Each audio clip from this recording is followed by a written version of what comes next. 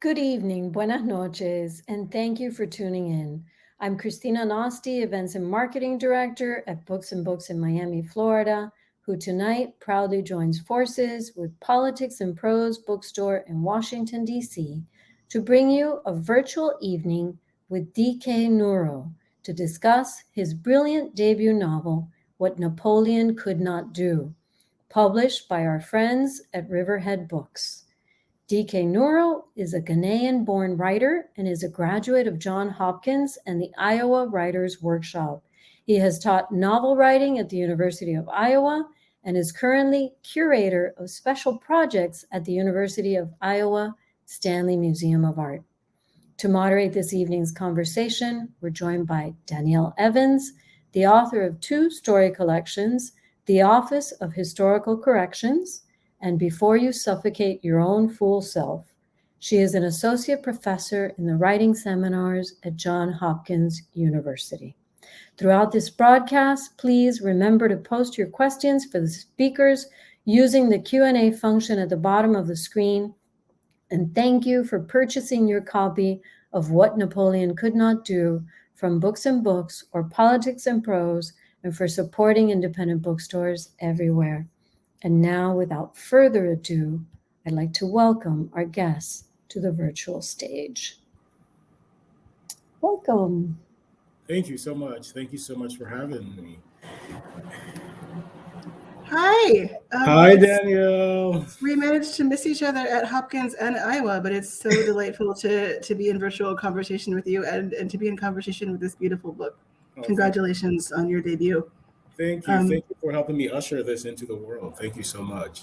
And thank you to everyone who is here at this celebratory moment. I'm going to ask the first couple of questions, but if anyone in the audience has questions, you can put them in the chat box at any time, and I will get to them eventually. So feel free to enter your question as it comes up to you. DK, I'm going to ask the first question, which is, would you be kind enough to read us a short passage from this book?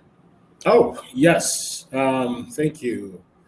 Thank you, everyone, for joining. This is such a joy for me, such a pleasure for me to debut here with all of you guys. In honor of DC, because parts of the novel are set in DC, I am going to read a section where one of the main characters, Belinda, arrives in Washington, D.C.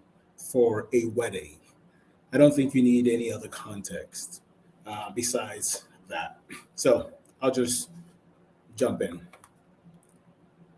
The day before Edith's wedding, Belinda flew from Houston to Washington, D.C. The flight arrived on time, and she made it out of Reagan National Airport without delay. At the curb, she looked across the street at the row of waiting black town cars in search of hers. None of the suited men wielding white placards were moving toward her. She squinted to make out her name on one of them, but didn't see it. She decided to get closer. Before venturing forward, she gazed at her waist-high suitcase and regretted the decision to check a bag for the weekend stay. Wilder was to blame. He'd stressed that she'd give herself several clothing options, asked lest she forget. She was chiefly attending Edith's wedding to ground one point, that her life was now overflowing with. She dragged the bag behind her. Twice the wheels locked and released. Finally, she stopped. She spotted her driver. Of course, Wilder's driver would be the black. Of course, Wilder's driver would be black and playing the part of town car driver to a T. He was the only one still wearing his black hat. In faded ink, her name was missing an A, Belinda Thomas. She waved at him and he looked over both of his shoulders to confirm. He laid his placard on the car and hurried for her suitcase. She waited as he loaded it into the trunk. She would open the passenger door herself, but minutes before, the driver's brow had wrinkled with disbelief and something like disappointment that his passenger was a black woman who could afford a town car from the airport.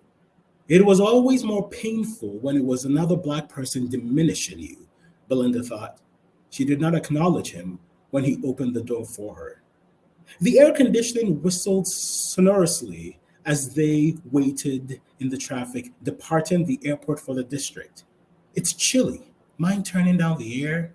Belinda asked.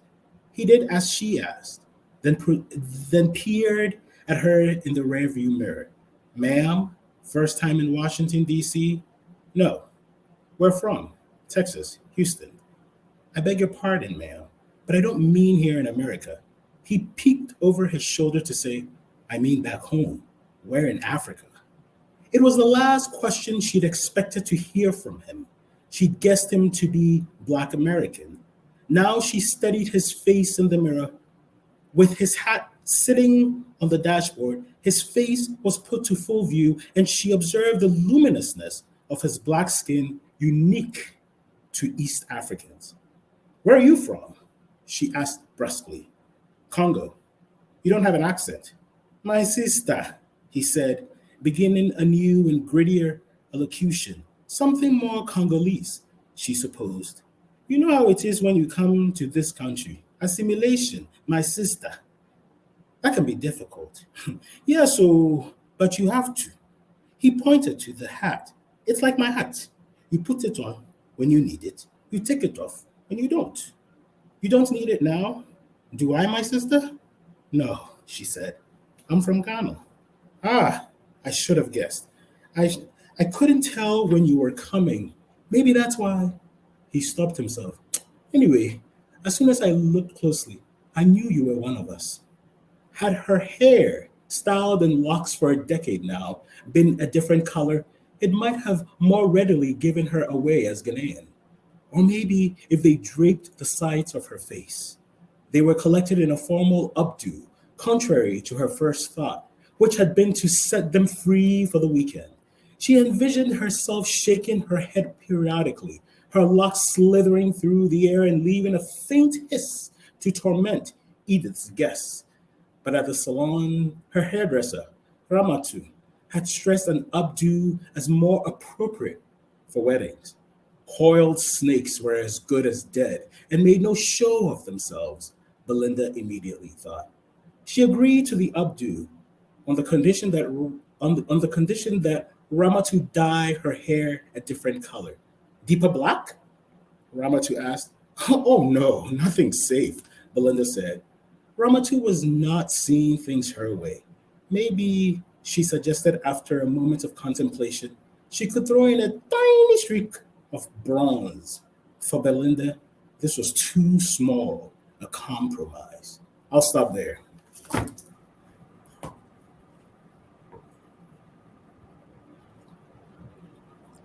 Thank you so much for that. And we're going to talk about DC in a minute, but before we get there, I wanted to talk about structure. As is my want as a person who's been teaching creative writing too long, I like to talk about craft questions. So yes.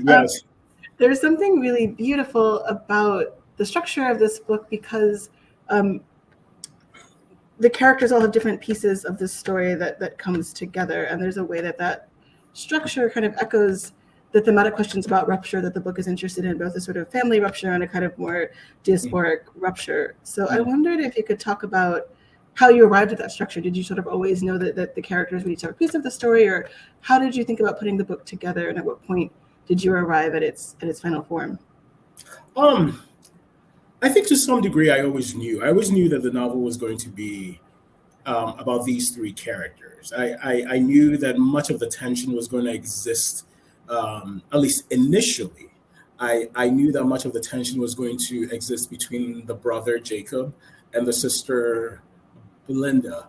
But I also knew that Belinda would have, as I have always had, one foot firmly placed to some degree in Ghana and another foot firmly placed to some degree in the US, and as a result of that, she represents a dual perspective.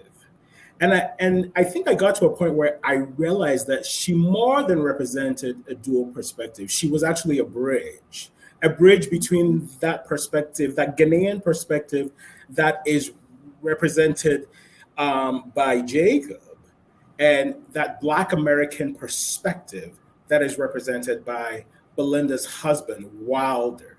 And I wanted a way to get to from Jacob to Wilder, and so the structure, when I understood that I needed something that would eventually also bring them together, I knew that it was going to be Belinda, and a bridge has to exist between one point and another, which is why Belinda's section exists between Jacob's and Wilder's section. Fabulous, thank you. I also really love the title of this book and the way that it comes up repeatedly as this kind of gently absurd phrase the father uses when he wants to give someone a compliment. It's his highest praise, meaning you've done something impossible, right? But it's like tender, and it's absurd, and it's ridiculous and triumphant and hyperbolic, and it's such a great title, and it's also just such a great phrase, even though the characters kind of react to it in different ways. And I wondered, when did you arrive at the title, and what kind of meaning does it hold for you in relation to not just the places where it comes in the text, but the project of the book itself? The title actually comes from my grandfather, my maternal grandfather, who, he was a fiercely eloquent man. He was a fiercely eloquent man. He was a fiercely intelligent man, a fiercely well-read man. And I admired him so much. And, he spoke in parables. He never said congratulations. He hardly ever said congratulations. In fact, he did say congratulations to me once. And that was when I graduated from the workshop, actually. I had gotten on the phone with him, and he did say congratulations. And I remember feeling that, if there were ever a time for me to hear from my grandfather that I had done what Napoleon could not do, which was his highest praise, his form of praise, it was that moment. And yet, I had just graduated from the premier writing program in the country, and he said congratulations. But it turned out he died not too long after that. And what I think we all came to realize is that he had been suffering from dementia. So during that point, I know for a fact that he was thinking that I had done what Napoleon could not do, but he just didn't have access to his depth of feeling to say it. So I very much believe that's what he was feeling. But he simply said congratulations to me. And that never left me. And the family patriarch, I needed to find a way, in addition to, honoring him, honoring his wife, who was my maternal grandmother, honoring my mom. The book is dedicated to them. But in addition to that, I knew that, I am the person I am now. And by that, I am the person who loves to read. I am the person who loves to write now because of him to a significant degree. And I needed to find a way to honor him more than beyond just dedicating the book to him. And the patriarch in the novel, who says that, whose highest form of congratulations is telling someone that they have done what Napoleon could not do, is based on my grandfather. And that was my way of just honoring him. Yeah, that's really beautiful. So we're going to come back to DC, to the, I think it closed while I was away, but the Corcoran Museum, there's this wonderful scene set there shortly after the passage you read, where Belinda arrives at a wedding. And you work in a museum now. And I think because I was aware of that, and because we've been talking about museums in a different context, I was thinking about how beautiful the descriptions of the art in that scene are, and people's sort of reactions to and impressions of and conversations about the art. And it's almost sort of like you get to eavesdrop on people walking through an art museum, but there's a richness to the description of the actual visual art, some of which is by a recognizable artist. And so I wondered if you could talk a little bit about, both in the project of this book and as a writer, but also as someone who works in a museum, your relationship to visual art as a writer and how it comes into your writing life or provides a kind of conversation across disciplines. Yeah. What's funny about, and believe it or not, when I first interviewed for a role at the University of Iowa Stanley Museum of Art, which is where I work, I had just written that section. Wow. And I told Did you them, just hand them that and say, give me this job? Because I feel like I should have worked. during the interview. I told them, I was interviewed by Lauren Lesson, who was the director, Elizabeth Menninger Wallace, and our former chief curator, Joyce Tsai. I told them, I was like, I just wrote this section. I said it facetiously. I did. I was like, I really should get this job because, so that's, I feel like I was being called, I was being directed to the museum in one way or another. One of the ways that it manifested was the fact that I had just written that section a few days, not weeks, a few days before I interviewed for a role at the museum. I have always had an appreciation for visual arts. In fact, I did see that exhibition that that scene is set during. I did see it, and I did see the particular. I'm trying to speak vaguely so I don't ruin things for people. I did see that particular artwork. I did meditate on it for a very long time. It stayed with me, and it just found its way into my novel. It is such a powerful piece, and I will encourage people after they read that section to take some time and meditate on that piece as well, because it's such a powerful piece. And this happened in 2011. In 2011, I was living in the DMV area. I was in the DMV. I saw that show, and it just never. It was a show of 31 emerging Black artists. A show of 31 emerging Black artists at the Cochrane Art Gallery in DC, which, again, as Danielle said, is now closed. And Black art is the talk of the town now. At that point, it was just emerging. It was just emerging. But and when I experienced that, I knew, man, there's really something special here.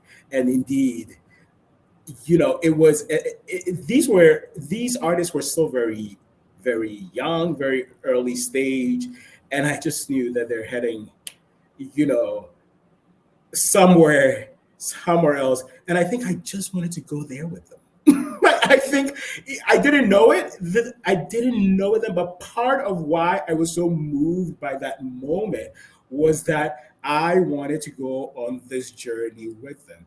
And this is how I ended up not only reimagining it in the novel, but also ending up where I am now, which is at the Stanley Museum of Art. Thank you. So I'm gonna shift gears. I feel like you should have been nervous about any of my questions except maybe this one. No, it's a friendly question. I was really interested in the ways that the politics of sex and desire and consent come up throughout the book in different ways for different characters. Okay, I'm already nervous. You're right. I'm nervous because I was watching this. There won't be any spoilers in this question, but it was impressive to me that so many of the central characters had a different version of a question about sex and power operating in the center of their lives. And yeah. I wondered sort of how and I also was impressed that you were able to leave some of those questions kind of open and unresolved. And I wondered if you could talk a little bit about how you arrived at sort of different versions of that arc for each of these sort of really specific individual characters. I think, one of the things that I am exploring to a large extent in this novel is the idea of shame.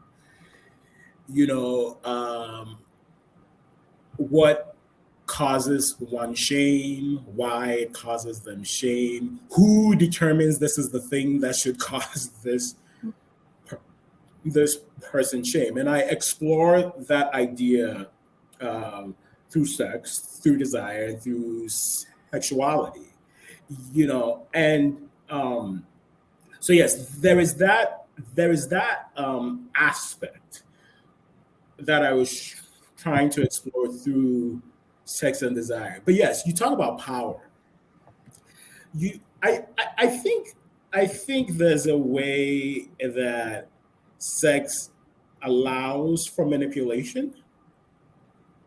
And again, I am trying to speak vaguely so that I don't ruin things. We don't make your mother leave. I don't want I don't want my mom to clutch her pearls, but I also don't want to ruin the novel for people. But I'm interested in how sex and desire give certain people an opportunity to manipulate, because it puts you in such a vulnerable position, right? Desire in particular puts you in such a vulnerable position. And desire doesn't necessarily have to be associated with sex. It doesn't necessarily have to be associated. One of the desires that I explore in the novel is the desire for this idea of America, right? And how that makes you vulnerable to manipulation. How, for example, the Ghanaian desire for America to some degree allows America to toy with Ghanaians or Africans writ large. That desire is so strong. That desire, it makes them vulnerable, and America can toy with them. For example, because the immigration process is so opaque. It is so opaque. It is so unintelligible. When somebody gets something as small as an interview at the American embassy, they find themselves doing such ridiculous things as like practicing their enunciation to sound a little bit more American, seeing if they can present themselves in the most American way to win over these immigration officers. But America has put these people in these vulnerable positions because of their desire for it, and also because of how America has been able to establish itself in this position of power, in this position of desirability.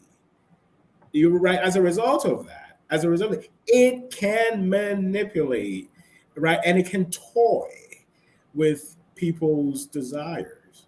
And unfortunately, they don't always fulfill their desires. Yeah, no, there's this really fabulous sort of, just even the exchange of material goods between the countries that you sort of mark with these characters' comings and goings. That's sort of what makes it, what kind of cultural references people have, and the ways in which sometimes they're sort of taken widely out of their original context. And it's sort of beautifully done. Yeah. And sort of just transfer of material goods and the waiting for things to come from America, as though they're sort of inherently life-changing. And some of them are, and some of them are not. Right. The idea of American-made is, that's the gold standard in a lot of African countries. American-made. We want American, or like, for example, with cars, we always want American specs. We want American specifications. So American blank. As long as it has that adjective attached to it, American blank, it immediately elevates the product. However dangerous it may actually be. And I will leave it there so that I don't ruin the novel. We have some questions from the audience, so I have a few more, but I'm gonna stop being greedy and asking all the questions myself. And if audience members, if you do have a question, feel free to just put it in the chat. We have one question about process and two questions about place. maybe I'll start with the place questions and then come back to the process question. The first question is, where in Ghana were you born? I was born in Kumasi, actually. I was born in Kumasi, but I was raised in Accra. Now I haven't confirmed this with my mother, but I think it's true. I am my mother's first child. That's not what I haven't confirmed with her. That I know. I am my mother's first child, but this is what I haven't confirmed. I think part of the reason why I was born in Kumasi is because her parents lived in Kumasi, and with my being her first child, she wanted to be closer to them when she had her first child. So I was born in Kumasi, but I grew up in Accra because that's where my mother lived and worked. Yeah. Thank you. And that question was from Pam, and now we have a question from Doug. Are there any specific experiences from living in Iowa City or parts about the city itself that influenced the writing of the novel? That's a very no part of the novel is set in Iowa City, no. But in terms of Iowa City's influence on the novel, I think Iowa City made the novel possible. Point blank period. Iowa City made I say this all the time. I cannot write in Ghana. I cannot write in LA, which is where a lot of my family is. There's no way. I've tried. I've tried. There is something about Iowa City. I don't know if it's the air. It is the air, perhaps, but it's also, and I said this in an interview. It's also the way Iowa City legitimizes you as a writer. It's such an art. It's such an arts city. It is a quintessential arts city for the arts. But it's also technically also a UNESCO city of literature.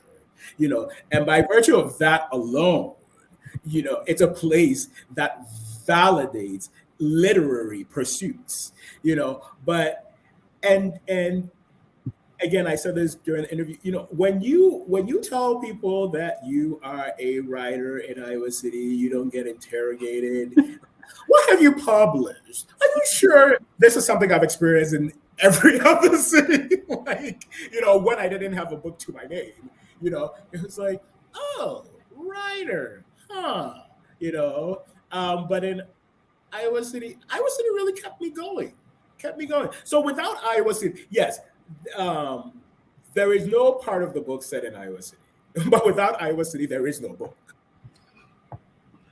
Thank you. We have two process questions that maybe it makes sense to ask together.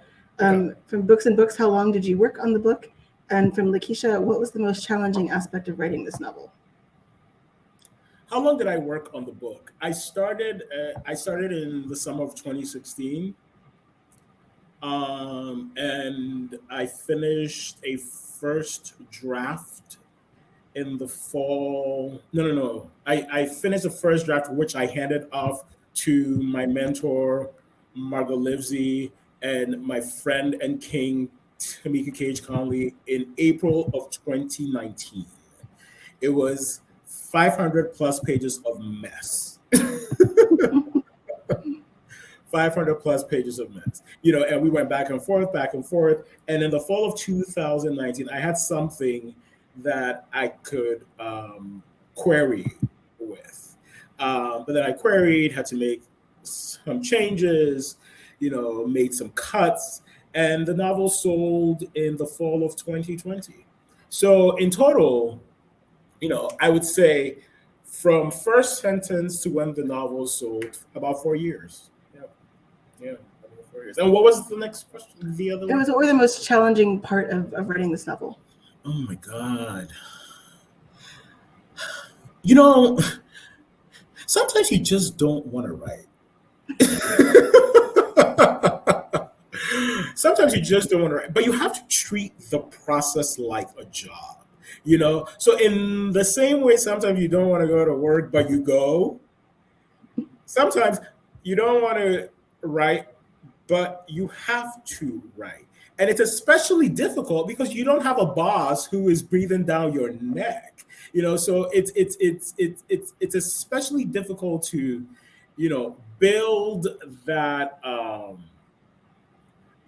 that determination to return to it every day because nobody is keeping you accountable. You have to keep yourself accountable. And that can be challenging. That can be very, very, despite the story being accessible to you. Now, it was not always accessible to me, but even when it was accessible to me, sometimes I just didn't want to return, to my desk, but I had to. And I found ways to just return to it day in and day out so that I could finish it. We have a question from Richmond. How did growing up for you and your siblings influence the thematic areas of this novel? Oh, that's interesting. That is a very. I do have two siblings. I have a brother and a sister, and in T household there are two boys and a girl. So, I have never thought about that. I have never realized what I'm just realizing now that perhaps there are two boys and two girls in the family because I come from a household of two boys and. That's the best thing about writing a book is you get free therapy for the rest of your life. Exactly. People just come up to you and tell you what you mean about it. I'm like, oh wow, I didn't know that. That is so funny. That is so funny. I am the oldest. I am the oldest among us, and you want to do right as the oldest. Like you just want to do right because people are looking up to you. A lot of people are looking up to you, cousins, whatnot, but especially your siblings are looking up to you. So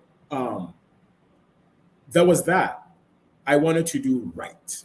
I wanted to do right by them, if you will, by just achieving this thing that I was so determined to achieve. This pursuit that was to some degree unconventional in my family. I wanted to set an example so that they could also pursue whatever unconventional desire that they had, as long as it was truly that which they wanted. So I think, part of returning to the desk daily, yes, part of returning to the desk daily was an attempt to do right by them, to do right by them. And yeah, there are two brothers and a sister, and I have a brother and a sister, and we are there are three children in the T household, and there are three children in my immediate household, I should say, the immediate family. So I think there's that. But as far as their dynamics, I think I was more influenced by my mother's family than I was by my relationship with my own siblings. My mom is one of 13, right? So you have 13 personalities to just choose from. You have 13 personalities to choose from. You can, and it's true. Some of these characters are amalgamations of these, of maybe two of them, maybe three of them. This choice that this character is making was perhaps influenced by certain choices that were made by my uncles and aunts. So I think they influenced me. And I also grew up with them. I grew up with them. I've spent all my life with them. They're very close family. So they have shaped me in so many ways, so many ways. And I think it is them that I looked to really bring these siblings to life. All right, I think we have asked all of the questions that are currently in the audience queue. If you have more, please feel free to put them in there. In the meantime, I get to go back to asking you some more questions. While you were working on this, or just in general, who are you reading? What books do you feel like your book is in conversation with, or were sort of illuminating to you in terms of how to put this complicated project together? So the novel actually started as an exercise in appropriation, in response to one of my favorite novels is Atonement by Ian McEwan. And excuse me, I was first introduced to the novel in 2011. And I immediately fell in love with it. I'm a sucker for Victorian novels. Like, I love me a good Victorian novel, and I also love novels with like postmodernist thrills. And like he finds a way to like blend the two in that novel. So in 2011, when I first read it, I was hooked, and I committed this thing about commitment. I committed to returning to the novel annually. And in 2015, when I read it for what was, I guess, the fifth time then, it dawned on me that the conceit of that novel, and the conceit is that there's this 11-year-old girl, she's 13 years old. Her name is Bryony Tallis. She observes something going on between her sister and this man. She misinterprets it. She tells of this misinterpretation. She's believed. What she says is actually not questioned. I mean, nobody says, "Oh, you're a child." She's believed, and because she's believed, people's lives are ruined. People's lives are ruined. And I just thought, all right, well, this will never happen in Ghana. It just won't happen because not only are kids not supposed to be heard, they're not supposed to be heard. They're not supposed to be listened to. They're certainly not supposed to be believed. So I thought, okay, I'm going to start exploring one of two questions. What are the conditions going to have to be in Ghana for a child to be believed, and also for a child to be listened to and ultimately believed? Or, how am I going to really reimagine this novel in a Ghanaian context? And by that, I mean, how would the adults respond in their Ghanaian way if a Bryony Tallis said this to them? And I imagine that they would question a Ghanaian Bryony Tallis. I was not as interested in that question, though, because it was also not really useful to me in storytelling. I was more interested in what would the conditions have to be for a child to be heard, listened to, and believed. And that's where it started. So I created those conditions. Again, I'm speaking vaguely. I created those conditions for a child, in this case, an 8-year-old boy, has to be listened to and has to be believed. And that's where the novel really began. And it just kind of expanded from there. Now, I am also very much influenced by Black American writers as much as I am very much influenced by Ghanaian writers. So I was looking at Ama Ata Edu, how she, explores love in her novels, particularly in her novel Changes. I was very interested in that, to give a very brief synopsis about Changes. The main character divorces her husband. The main character, who is ostensibly a feminist, mind you, divorces her husband and opts for a polygamous marriage because she thinks that's her ticket to freedom. And I just thought, whoa, this is wild. I have that conceit, that idea, the motivations of that particular character I've always found so fascinating. And I think to some degree, with my female characters in particular, I am writing renditions of that character. I am definitely writing renditions of that character. I allude in the novel. I allude to two Black women authors in particular, Toni Morrison and Gloria Naylor, because I mean, because I mean, you know, who doesn't, because they I mean, their influence. I could go on and on and on about how they have influenced me. Well, we have a new batch of audience questions, and one of them is from Lala, and is, how has Toni Morrison influenced how your book was written and as a writer in general? Oh So my if you God. could go on specifically about Toni Morrison for Lala, the audience would appreciate it. How is Toni Morrison?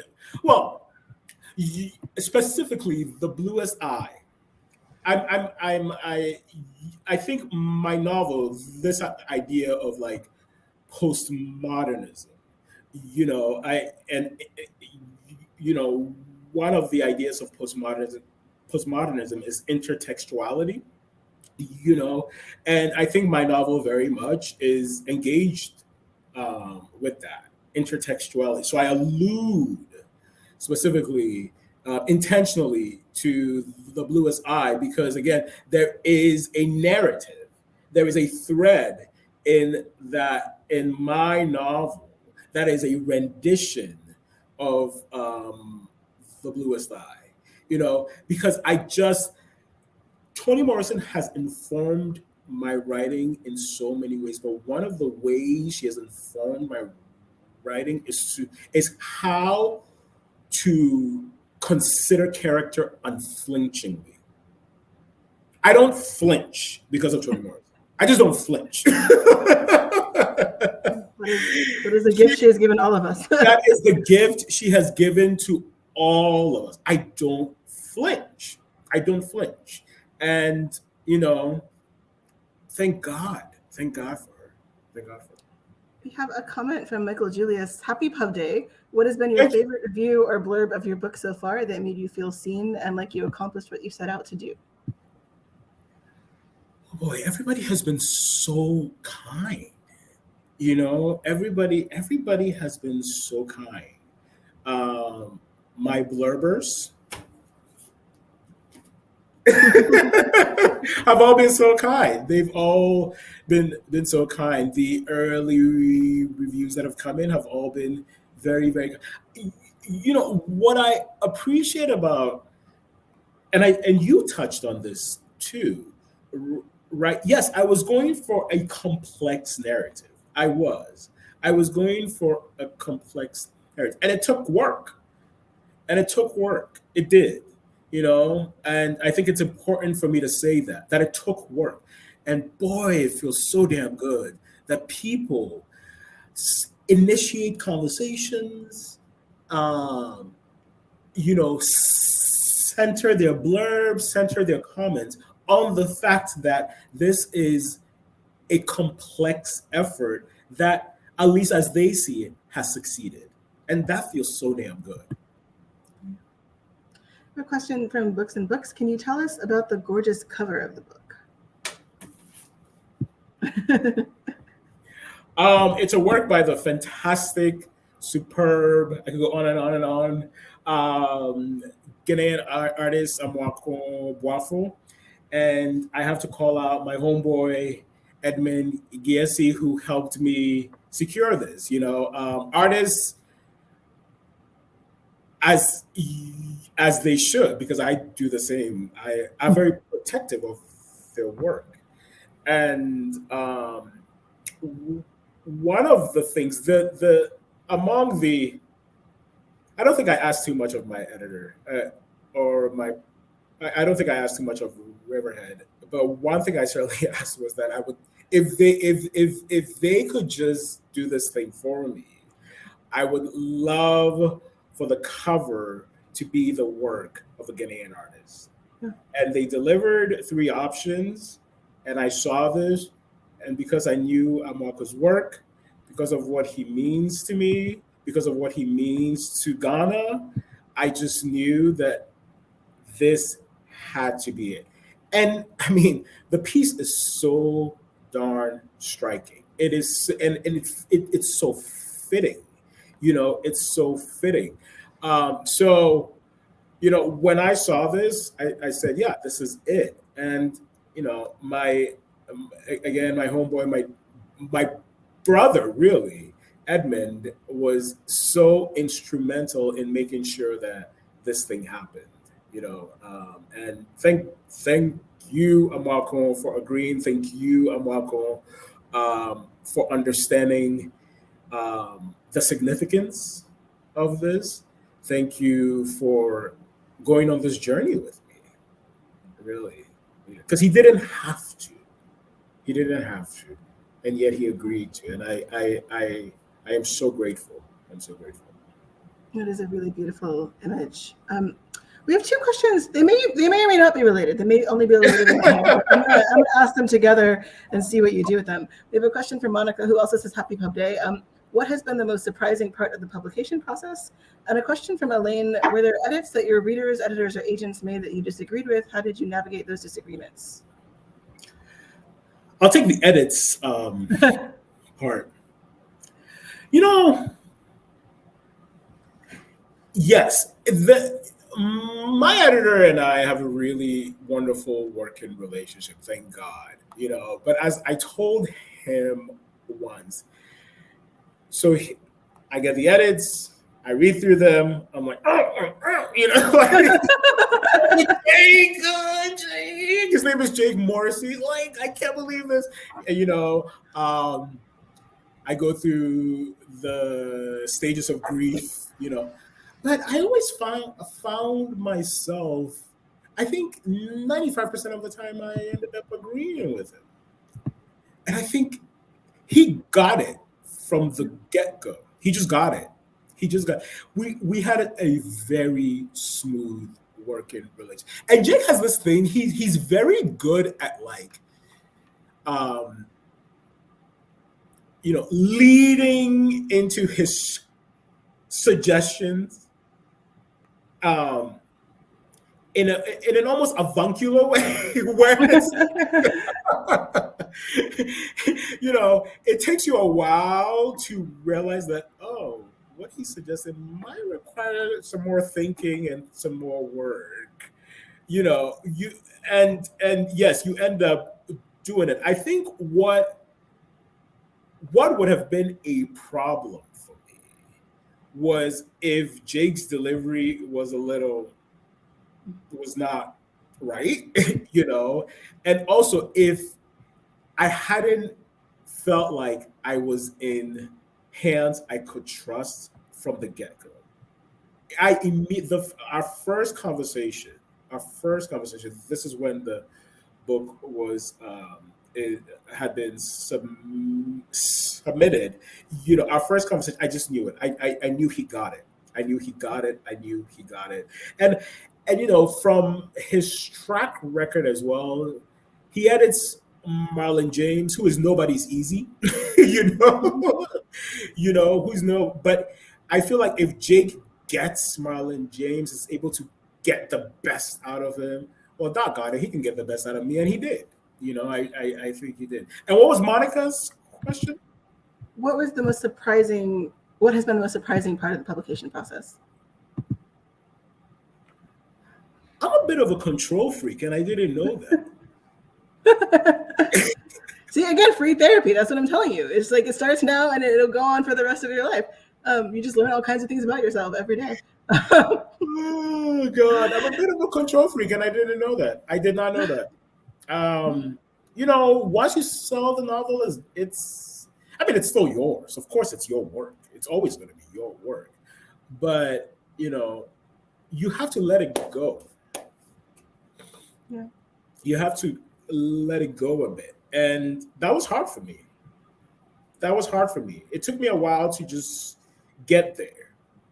I don't know if I'm entirely there yet, but I am there enough where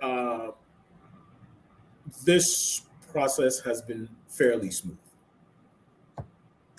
All right. If anyone has a final burning question, you can ask it now. Otherwise, the last two questions are all mine. One of them we sort of touched on, but we talked a little bit about the sort of reception in the process. But what to you is most exciting about the book itself being out in the world right now? Like, what are you most excited to be able to share with people? And I went to Johns Hopkins, which is where you teach. And I did not go to Hopkins with the intent of pursuing a minor in the writing seminars. I I went to Hopkins. I chose it specifically because even though I knew that I wanted to be a writer, I knew it, but I also needed to be in an environment that would distract me from writing. And I thought Johns Hopkins University, that's where doctors are made. I had decided that I wanted to become a doctor. So I was like, I'm going to Hopkins. There, I am not going to be distracted. Because it's the environment where doctors are made. Everybody just wants to be a doctor. So what is this writing thing that I'm interested in? Well, my first class at Hopkins was IFP, Introduction to Fiction and Poetry. That's how we get you. Oh, it got me. And, I completed my pre-med requirements, all of that. I have to say, without the writing seminars at Hopkins, I don't know if I would have gone through those 4 years as relatively sane as I went through those 4 years. There was a way that the writing seminars served as refuge for me. It really did. It served as refuge for me. And, I questioned myself a lot. Am I crazy? Am I doing this? Am I sure? Why? And to have this book out of the world, to hold up, not to the world, but to myself, that, oh, no, you were not crazy. You tapped into that which you were brought here to do. And maybe people did not understand, and not everybody understood it, but you were not crazy. And it's nice. It's nice to be able to hold it up and say, I was not crazy when I was at Hopkins, pursuing a future as a doctor, and yet just making sure that each semester I had 1 or 2 courses in the writing seminars. I was not crazy. And we're gonna claim credit for your success forever. Just that please. It wasn't even there, and I'd be like, oh, we did it. And finally, I've been asking everybody this question, partly because I'm just trying to build my own less depressing playlist. I don't actually know that asking writers this question is good for that. But what were you listening to when you were working on this book? I'm always interested in the way that people are the way that other art comes into our work. What was your soundtrack? I love gospel music. I love a big, give me a big choir, the Mississippi Mass Choir. How mass can you get? I'm talking big. I want the alto. I want it all. Those rousing moments in song. Those things, those moments. It was those. Right on, King Jesus. No man in that song. Oh my God! I don't know what it was about that song. I would play it often. I think I just needed to just rouse myself. Keep believing that what I was doing was achievable. You have low points. You do. You have low points. And I think maybe I was hearing the voices of my loved ones. Get to work, Derek. You got this. Maybe that's what it was. That mass choir was the combined voice of my loved ones. And whenever I heard that, right on, King Jesus, no man can I hinder thee. Right? I I was on it. I was on it. Well, thank you to the choir of relatives who got you to finish this beautiful book, because it's a delight to have it out in the world. Oh, thank you so much. Congratulations to you. We have one person sneaking in under the wire with a question. Oh, really? Okay. Doug wants to know, is there a line of exchange or dialogue that is dripping with venom that was your favorite to write? Oh, yes. That whole section, God, it's going to wait.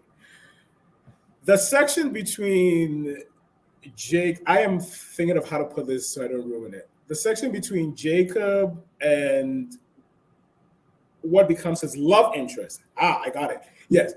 The section between Jacob and the woman who becomes his love interest was so enjoyable. It was such an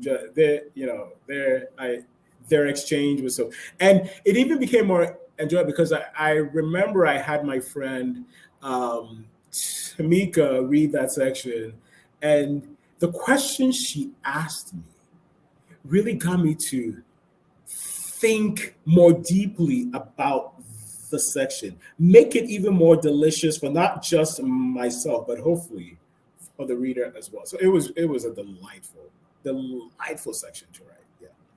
So for those of you who haven't had the chance to read the book yet, you have a delightful, venomous exchange of dialogue ahead of you. Thank you so much, DK. Thank you to the audience for being here to celebrate this book, and good luck with your in-person lunch tomorrow. Thank you so much. Thank you so much, Danielle. This was superb. Thank you. Happy book birthday. Thank you guys for having me. Books from Politics and Prose. Thank you to everyone watching tonight. Don't forget, you can buy the book at Politics and Prose or Books and Books right here online, or come in. If you're in Miami, come to one of our stores. If you're in DC, go to one of theirs. And congratulations, and thank you. Enjoy this wonderful journey, and I hope you'll be working on something new soon too. Thank you so much. And thank you, Danielle, thank you everyone for joining. Fantastic moderator. Thank you. All right, good night, everybody.